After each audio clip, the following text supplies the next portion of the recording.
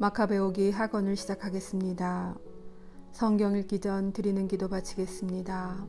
성부와 성자와 성령의 이름으로 아멘. 말씀은 바로 내 곁에 있고 내 입에 있고 내 마음에 있다. 주님 성령의 빛으로 저의 눈을 여시어 주님의 길을 보게 하시고 저의 귀를 여시어 생명의 말씀을 듣게 하소서. 아멘. 성부와 성자와 성령의 이름으로 아멘.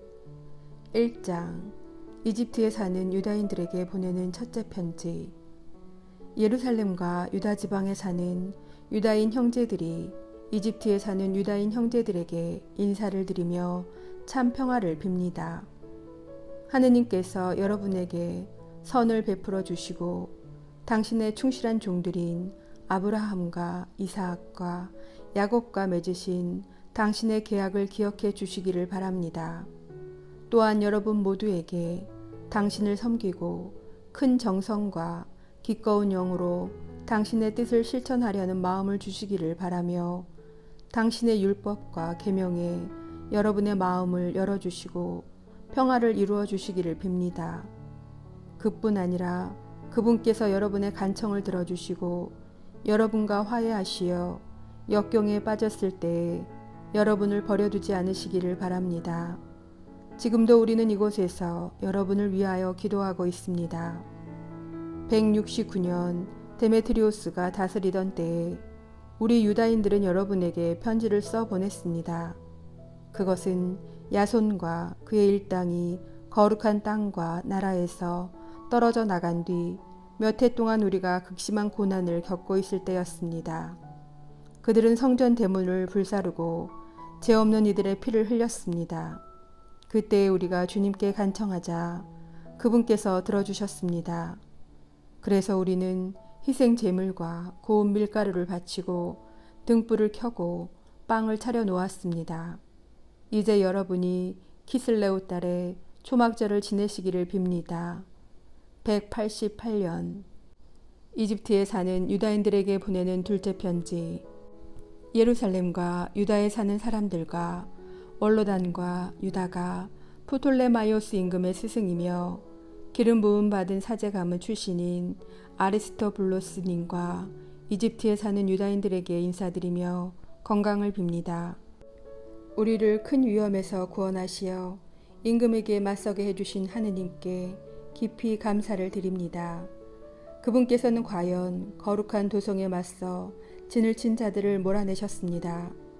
아무도 당해낼 수 없을 듯한 군대를 그 수령이 이끌고 페르시아에 이르렀을 때 그는 나네아 여신의 사제들이 꾸민 속임수로 나네아 신전에서 박살이 났습니다. 그때 안티오코스는 그 여신과 혼인한다는 구실로 벗들과 함께 그곳에 갔었습니다. 그는 혼인 지창금 명목으로 그곳에 많은 보화를 차지하려는 것이었습니다. 나네아 신전의 사제들이 그것들을 늘어놓자 안티오코스는 부하 몇을 데리고 성소 경내로 들어갔습니다. 그가 들어서자마자 사제들이 신전문을 잠가버렸습니다. 그리고 천장에서 비밀문을 열고 벼락처럼 돌을 내리던져 그 수령과 부하들을 쓰러뜨린 다음 사지를 찢어 머리는 잘라 밖에 있는 자들에게 내던졌습니다. 사악한 자들에게 벌을 내리신 우리 하느님께서는 모든 일에서 찬미 받으소서. 우리는 키슬레우 달 25날에 성전 정결 예식을 거행하려고 합니다. 그래서 이를 알려 여러분도 초막절과 불의 축제를 지내도록 하는 것이 마땅하다고 생각합니다. 그 불은 느헤미야가 성전과 제단을 세우고 희생 제물을 바칠 때 나타난 것입니다.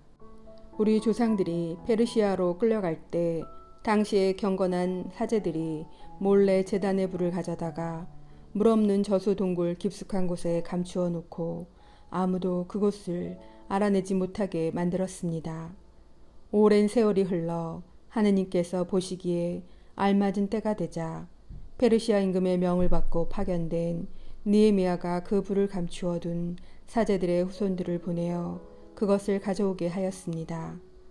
그러나 그들이 불은 찾지 못하고 진한 액체만 있더라고 우리에게 보고하자 느헤미야는 그것을 떠오라고 분부하였습니다.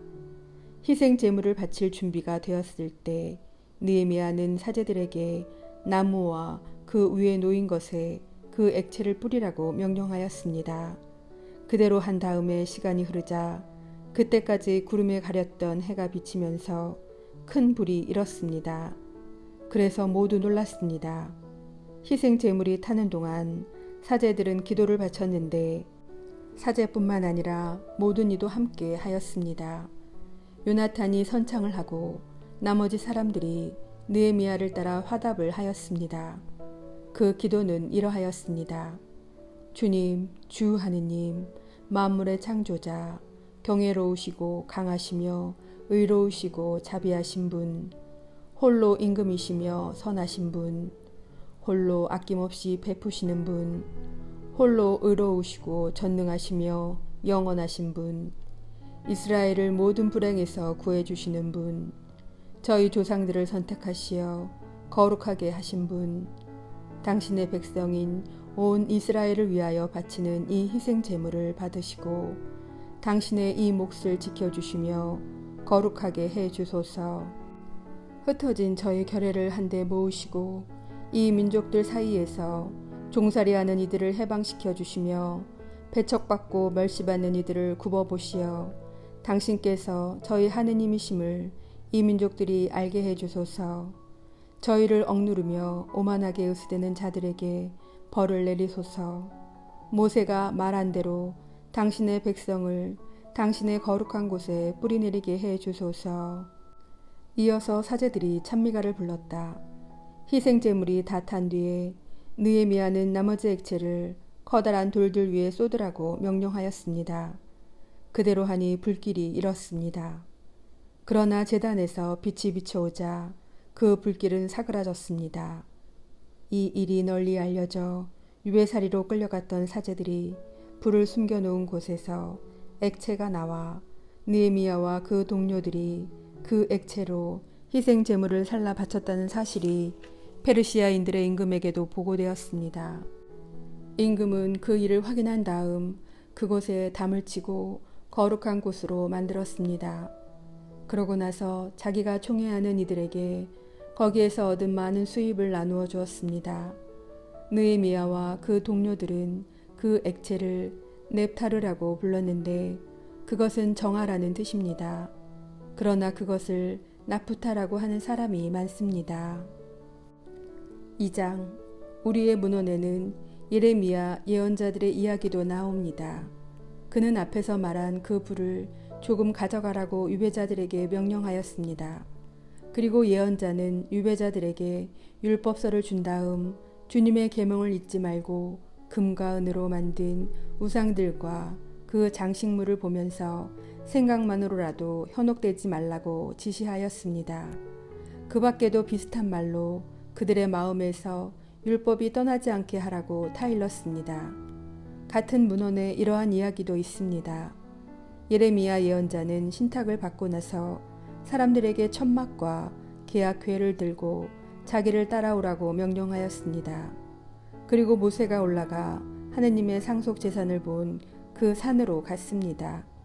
거기에 가서 예레미야는 동굴 집을 발견하고 천막과 계약궤와 분향 제단을 그곳에 안치하고 나서 입구를 막아버렸습니다.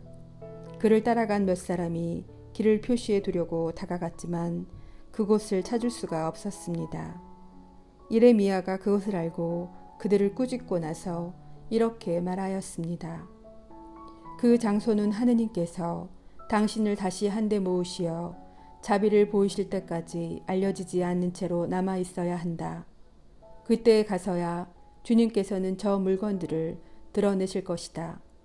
그리고 모세 위에 나타났듯이 솔로몬이 그 장소가 특별히 성화되도록 청하였을 때에 나타났듯이 주님의 영광과 구름도 나타날 것이다. 또 지혜를 갖춘 솔로몬이 성전을 봉헌하고 완공하면서 희생 제물을 바친 이야기도 분명히 드러나 있습니다. 모세가 주님께 기도하였을 때 하늘에서 불이 내려와 희생 제물을 태운 것처럼 솔로몬이 기도하였을 때에도 불이 내려와 번제물을 살랐습니다. 모세는 속죄 제물을 사람들이 먹지 않았기 때문에 불이 살라버린 것이다 하고 말하였습니다. 솔로몬도 같은 모양으로 여드레 동안 축제를 지냈습니다. 위의 문헌과 느헤미야의 회고록에는 이러한 일들과 함께 느헤미야가 도서관을 세우고 임금과 예언자들에 관한 책들과 다윗의 책들 그리고 자원 예물에 관한 임금들의 편지를 모아드렸다는 이야기도 나옵니다. 유다도 우리에게 닥친 전쟁 때문에 흩어진 책들을 모두 모아드렸는데 그 책들이 우리에게 있습니다. 필요하시다면 그것들을 가져갈 사람들을 보내십시오. 우리는 정결 예식을 거행하려고 하면서 여러분에게 이 편지를 씁니다. 여러분도 이 축제를 지내시면 좋겠습니다.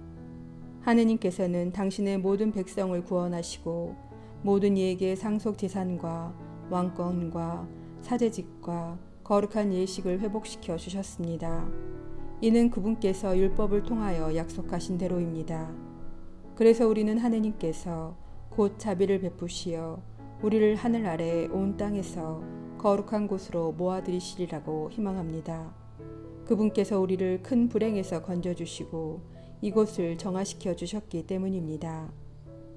저자의 머리말 유다 마카베오와 그의 형제들의 이야기, 대성전의 정화와 제단의 봉헌, 안티오코스 에피파네스와 그의 아들 에우파토르와 치른 여러 전쟁, 유다교를 위하여 용감하게 싸운 영웅들에게 하늘에서 내린 현시들, 그리고 그 덕분에 그들이 얼마 되지 않은 수로 이 땅 전체를 차지하고 야만스러운 무리들을 몰아내어 온 세상에 이름난 성전을 되찾고 이 도성을 해방시켰으며 폐기되어 가던 법을 다시 확립한 이야기.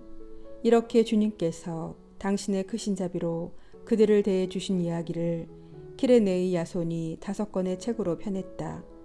우리는 이것을 한 권의 책으로 요약하려고 한다. 사실 통계 숫자가 너무 많고 자료가 방대하여 이 역사 이야기에 몰입하려는 이들에게 어려움이 있으리라고 여겨 우리는 이 책을 읽으려는 이들에게 즐거움을 주고 외우려는 이들에게 편의를 주며 모든 독자에게 이익을 주는 것을 목표로 삼았다.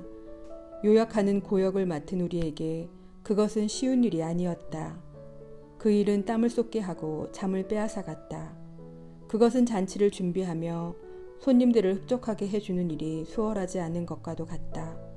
그런데도 우리는 많은 이가 고마움을 느끼도록 이 고역을 기꺼이 받아들이고자 한다. 모든 사건의 자세한 내용은 저자에게 맡기고 우리는 줄거리를 요약하는 일에만 노력을 기울이려고 한다. 새 집을 짓는 건축가는 집 전체를 살펴야 하지만 칠하는 일과 꾸미는 일을 맡은 이는 장식에 필요한 것이 무엇인지에 주의를 기울여야 한다. 우리의 경우도 마찬가지라고 생각한다. 어떤 사건으로 들어가서 그 일을 두루 살펴보고 각 부분을 자세히 다루는 것은 원 역사가가 할 일이다.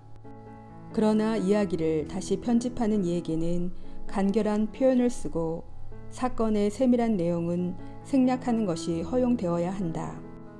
이상 말한 것에 덧붙일 필요 없이 이제 이야기를 시작하자. 이야기를 요약한다고 하면서 그 역사의 머리말을 길게 늘어놓는 것은 어리석은 일이다.